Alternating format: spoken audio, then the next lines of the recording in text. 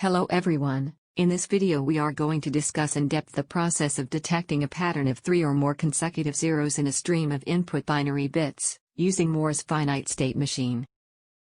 We will first introduce finite state machines, covering two basic types of FSMs, namely, Moore and Mealy. Following that, we will dive into state diagram, state table and other details of the process. Finally, we will use D flip-flops to implement out logic and verify our understanding using simulation of the same. FSMs are an abstract mathematical model capable of representing a digital logic machine involving different states at different instants of time. FSMs are capable of transitioning from one state to another, among a set of finite states, in response to a given input, and produce output if required. Most of the real-world digital logic circuits can be modeled using FSMs. FSMs can be broadly categorized into Moore and Mealy models. The following is a generalized block diagram of Moore FSMs. As you can see, the output of Moore state machines depend directly on the present state. Whereas, in Mealy FSMs, the output not only depends on the present state of the memory block but also the value of input given at that instant.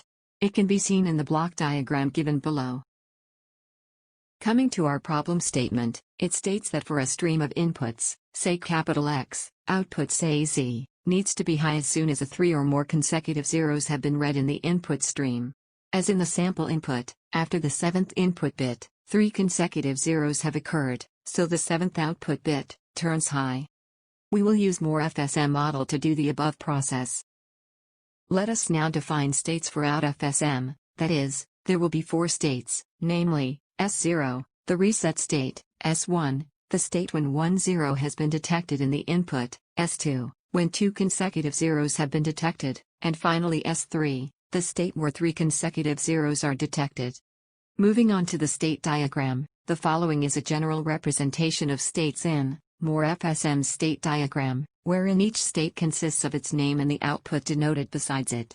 The arrows denote the inputs that lead to transition from one state to another.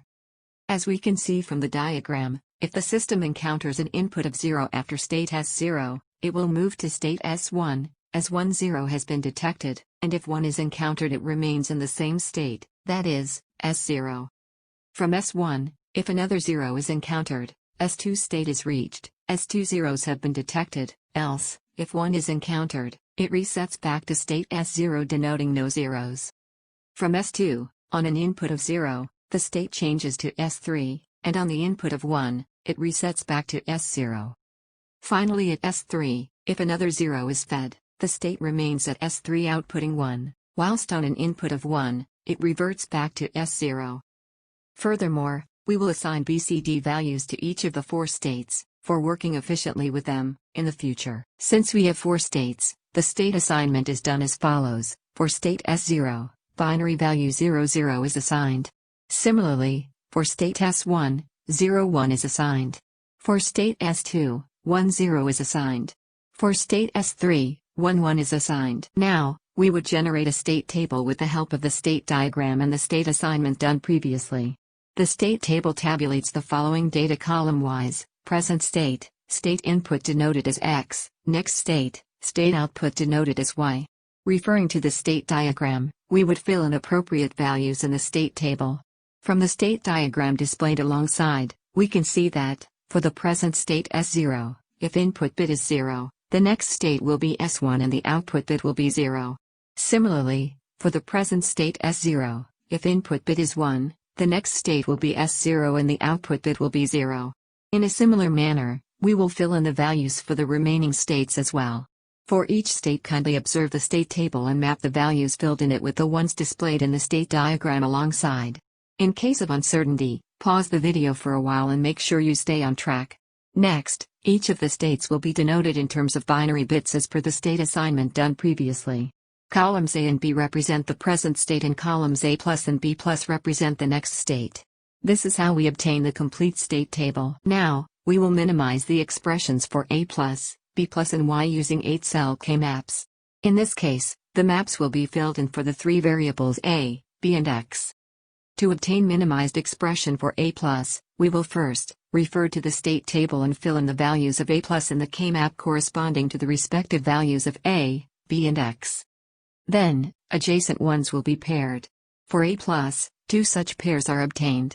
These pairs represent the minterms that form the minimized expression. As you can see, for A+, the minimized expression obtained is X complement and A or B. The same procedure will be repeated to get minimized expressions for B+ and Y. Please refer to the next two K-maps plotted and the expressions derived subsequently. As can be seen, for B+, the minimized expression obtained is X complement and A or B complement. Pause the video to ensure that you stay on track. Similarly, it can be seen that the minimized expression for Y is A and B.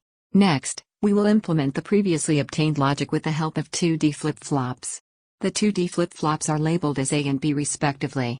The clock labeled as CLK in the diagram is positive edge triggered. Reset input is used to reset to start state. For a D flip-flop, next state equals data input. So, data input for flip-flop A will be next state variable A+, and that for flip-flop B will be next state variable B+. Kindly refer to the diagram and take note that we feed the input in the flip-flops as per the minimized expressions obtained for A+, B+, and Y previously. Pause the video and observe closely if required. This was the circuit diagram for sequence detector using D flip-flops. Welcome to the simulation part. For the purpose of simulation, we will be using a software called CircuitVerse. In this software, all the joining wires that are at high voltage at any instant are denoted in light green glow, while others are represented in dark green.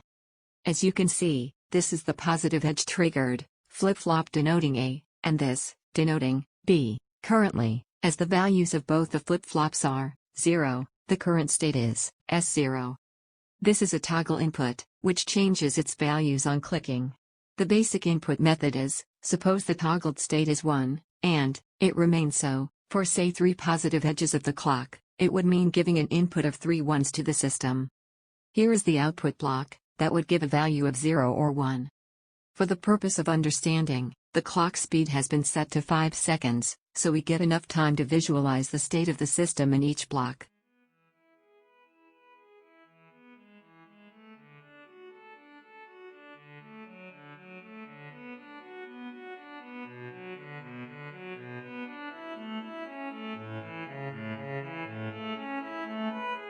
Notice how the state changes itself after very next positive edge.